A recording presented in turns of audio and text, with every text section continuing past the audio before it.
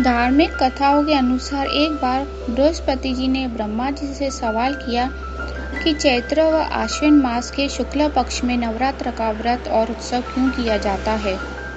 इस व्रत का क्या फल है, इससे किस प्रकार करना उचित है, पहले इस व्रत को किसने किया। नमस्कार दोस्तों, स्वागत है आपको ज्ञान सागर चैनल में। मैं आज आपको सुनाने जा रही हूँ दुर्गा व्रत कथा। बृहस्पति जी ने इस सवाल के जवाब में ब्रह्मा जी ने कहा, हे बृहस्पति, प्राणियों के हित की इच्छा से तुमने बहुत अच्छा प्रश्न किया। दरअसल जो मनुष्य मनोरथ पूर्ण करने वाली दुर्गा, महादेव, सूर्य और नारायण का ध्यान करते हैं, वे मनुष्य धन्य हैं। यह नवरात्र व्रत संपूर्ण कामनाओं का पूर्ण करने वाला है। इसके करने से पुत्र की कामना वाले को पुत्र, धन की लालसा वाले को धन, विद्या की चाहना वाले को विद्या और सुख की इच्छा वाले को सुख मिलता है। इस व्रत को करने से रोगी मनुष्य का रोग दूर हो जाता है, मनुष्य की संपूर्ण विपत्तियां दूर हो जाती है और घर में समुद्री की वृद्धि होती है। बंध्या को पुत्र प्राप्त होता है, समस्त पापों से छुटकारा मिल जाता है और मन का मनोरथ सिद्ध हो जाता है। ब्रह्मा जी के अनुसार जो मनुष्य इस नवरात्र व्रत को नहीं करता, वह अनेक दुखों को भोगता है और कष्ट व रोग से पीड़ित हो अंगहीनता को प्राप्त होता है।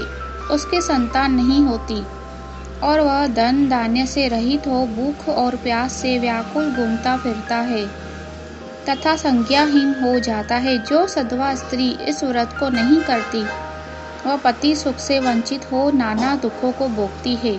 यदि व्रत करने वाला मनुष्य सारे दिन का उपवास न कर सके तो एक समय भोजन करे और 10 दिन बांधवों सहित नवरात्र व्रत की कथा का श्रवण करे। हे बृहस्पति, जिसने पहले इस महाव्रत को किया है, वह कथा में मैं तुम्हें सुनाता हूँ, तुम सावधान होकर सुनो। इस प्रकार ब्रह्मा जी का वचन सुनकर बृहस्पति जी बोले, हे ब्राह्मण, मनुष्य का कल्याण करने वाले इस व्रत के इतिहास को मेरे लिए कहो। मैं सावधान होकर सुन रहा हूँ। आपकी शरण में आए हुए मुझ पर कृपा करो। ब्रह्मा जी बोले, प्राचीन काल में मनोहर नगर में पीठत नाम का एक अनाथ ब्राह्मण रहता था। वह भगवती दुर्गा का भक्त था। उसके संपूर्ण सद्गुणों से युक्त सुमति नाम की एक अत्यंत सुंदरी कन्या उत्पन्न हुई। वह कन्या सुमति अपने पिता के घर बाल्यकाल में अपनी सहेलियों के साथ क्रीड़ा करती हुई इस प्रकार भरने लगी जैसे शुक्ल पक्ष में चंद्रमा की कला भरती है। उसका पिता प्रतिदिन जब माँ दुर्गा की पूजा कर होम किया करता था, वह उस समय नियम से वहाँ उपस्थित रहती। एक दिन सुमति अपनी सखियों के साथ खेल में लग गई और भगवती के पूजन में उपस्थित नहीं हुई। उसके पिता को पुत्री की ऐसी असावधानी देखकर क्रोध आया और वह पुत्री से कहने लगा, अरे दुष्ट पुत्री, आज तूने भगवती का पूजन नहीं किया, इस कारण मैं किसी कुष्ठ रोगी या दरिद्र मनुष्य के साथ तेरा विवाह करूंगा। पिता का ऐसा वचन सुन सुमति को बड़ा दुख हुआ और पिता से कहने लगी, हे पिता, मैं आपकी कन्या हूँ तथा सब तरह आपके अधीन हूँ।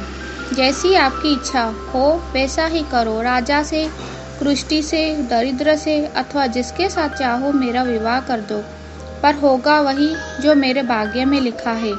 मेरा तो अटल विश्वास है, जो जैसा कर्म करता है उसको कर्मों के अनुसार वैसा ही फल प्राप्त होता है, क्योंकि कर्म करना मनुष्य के अधीन है पर फल देना ईश्वर के अधीन है।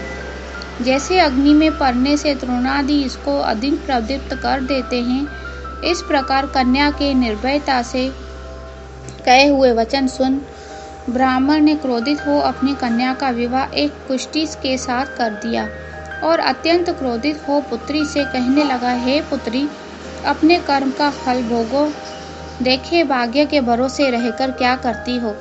पिता के ऐसे कटु वचनों को सुन सुमति मन में विचार करने लगी, अहो, मेरा भरा दुर्भाग्य है जिससे मुझे ऐसा पति मिला।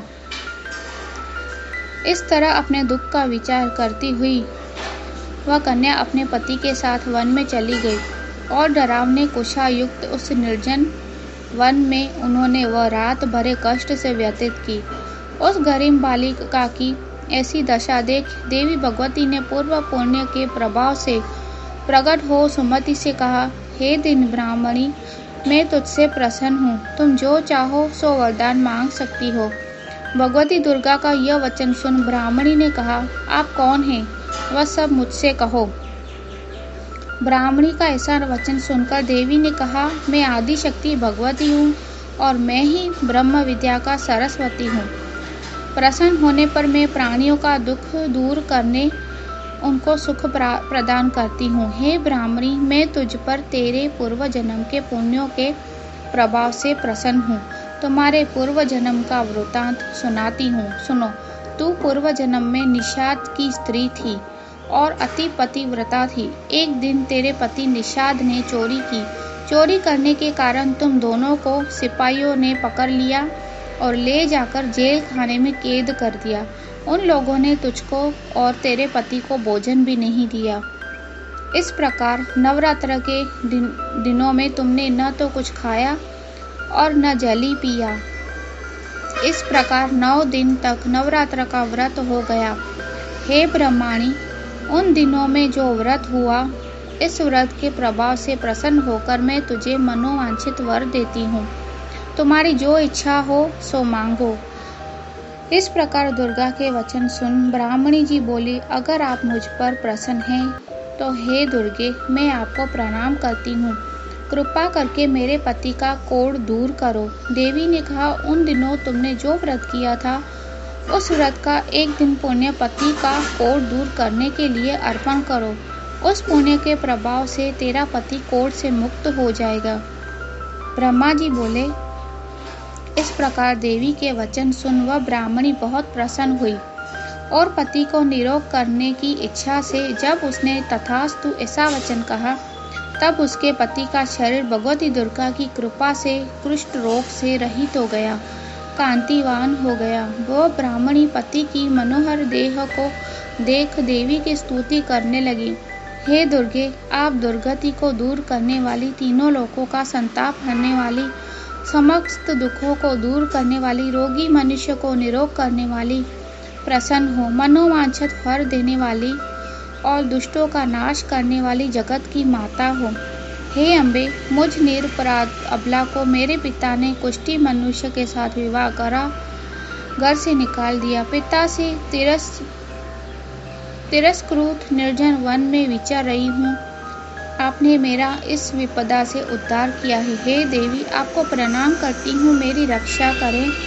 ब्रह्मा जी बोले, हे बृहस्पति, उस ब्राह्मणी की ऐसी स्तुति सुन देवी बहुत प्रसन्न हुई और ब्राह्मणी जी से कहा, हे ब्राह्मणी, तेरे उद्दालय नाम की अति बुद्धिमान, धनवान, कीर्तिवान और जितेंद्रिय पुत्र शीघ्र उत्पन्न होगा। ऐसा वर प्रदान कर देवी ने ब्राह्मणी से कहा कि हे ब्राह्मणी, जो कुछ तेरी इच्छा हो वह मांग ले। भगवती दुर्गा का ऐसा वचन सुन सुमति ने कहा कि हे भगवती दुर्गे, अगर आप मुझ पर प्रसन्न हैं तो कृपा कर मुझे नवरात्र की विधि और उसके फल का विस्तार से वर्णन करें।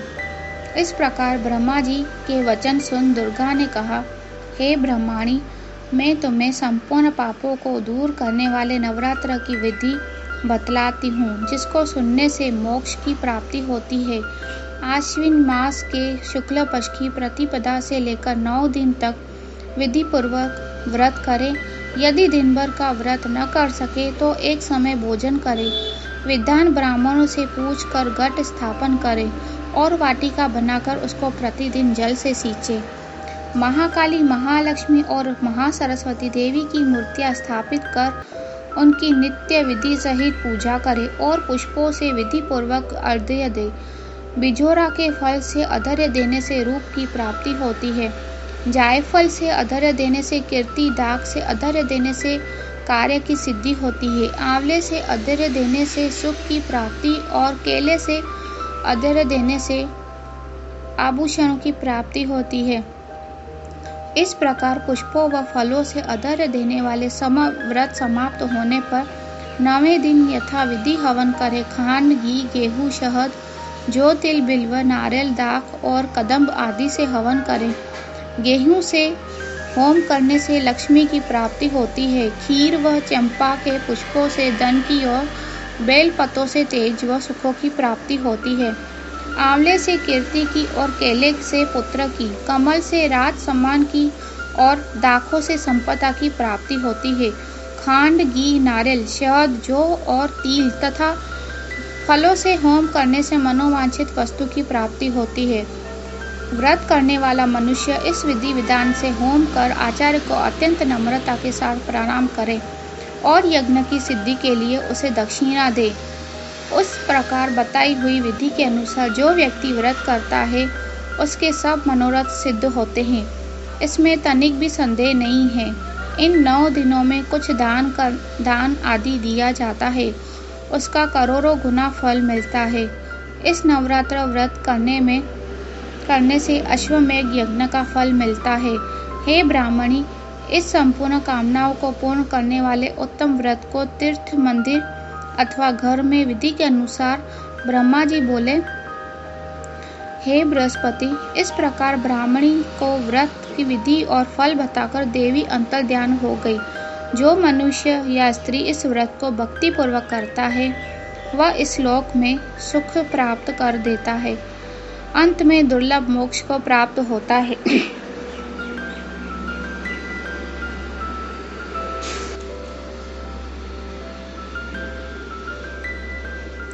हे बृहस्पति, यह इस दुर्लभ व्रत का महात्म्य है जो मैंने तुम्हें बतलाया है। यह सुन बृहस्पति जी आनंद से प्रफुल्लित हो ब्रह्मा जी से बोले, हे ब्राह्मण, आपने मुझ पर अति कृपा की जो मुझे इस नवरात्र का व्रत महात्म्य सुनाया। ब्रह्मा जी बोले कि हे बृहस्पति, यह देवी भगवती शक्ति संपूर्ण लोकों का पालन करने वाली है। इस महादेवी के प्रभाव से कौन जान सकता है। बोलो देवी भगवती की जय। तो दोस्तों, कैसी लगी ये वीडियो? अगर ये वीडियो अच्छी लगी हो तो लाइक और शेयर ज़रूर करें और ऐसी वीडियो देखने के लिए मेरी चैनल को सब्सक्राइब ज़रूर करें। धन्यवाद दोस्तों।